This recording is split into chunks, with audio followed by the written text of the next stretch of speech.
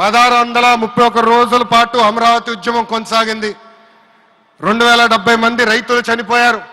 సుమారుగా 3000 మంది రైతుల పైన ఆనాటి ప్రభుత్వం దొంగ కేసులు పెట్టింది.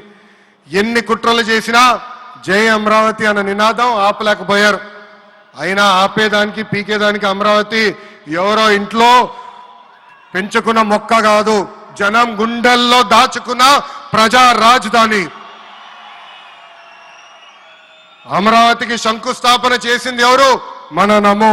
మన నమో శంకుస్థాపన చేసిన అమరావతి ఆపే దమ్ము ఎవరికి లేదు.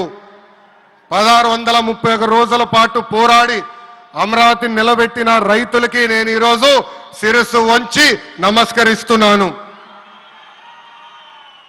ప్రధాని నమో గారి చేతి మీదుగా అమరావతి పనులు తిరిగి ప్రారంభం అవుతున్నాయి. ఇంకా అమరావతి అన్స్టాపబుల్. అభివృద్ధి వికేంద్రీకరణ అంతే స్పీడ్గా జరిగిపోతుంది. Polavaram, Visakha steel plant, Bhogapuram airport, Prakasam జిల్లాలో CBG plant, Kurnool high court bench, ఇలా అన్ని కార్యక్రమాలు జెట్ స్పీడ్తో జరుగుతాయి.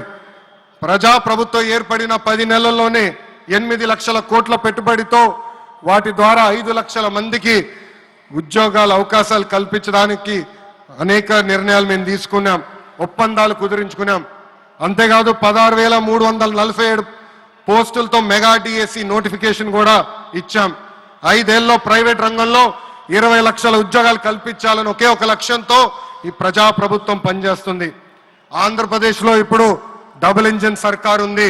2 పవర్ఫుల్ ఇంజిన్లు. ఒక పక్కన మన నమో, మరో పక్కన మన సిబిఎన్ గారు. అభివృద్ధి సంక్షేమం అనేది జోడెద్దుల బండి. ఎన్ని ఇబ్బందులు ఉన్నా సంక్షేమ కార్యక్రమాలు అమలు చేస్తూ అభివృద్ధి పరుగులు పెట్టిస్తున్నారు మన సిబిఎన్, మన పవన్ అన్న. ఇంకా మనకి తిరిగే లేదు. ఇది తెలుపుకుంటూ గౌరవ ముఖ్యమంత్రి గారు ఎప్పుడూ మన పైన ప్రేమ చూపిస్తూనే ఉన్నారు. మనం అడిగిన అన్ని కోరికలు తీర్చుకుంటూనే వస్తున్నారు. నాకు తెలిసినంత వరకు ఏ రాష్ట్రాన్ని కూడా గౌరవ ప్రధానమంత్రి గారు ఇన్నిసార్లు వెళ్ళింది లేదు.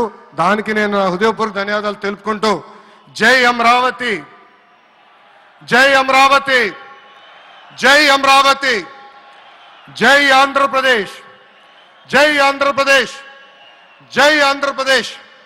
నరేంద్ర మోడీ గారి నాయకత్వం, నరేంద్ర మోడీ గారి నాయకత్వం, చంద్రబాబు నాయుడు గారి నాయకత్వం, పవన్ అన్న నాయకత్వం. జై హింద్.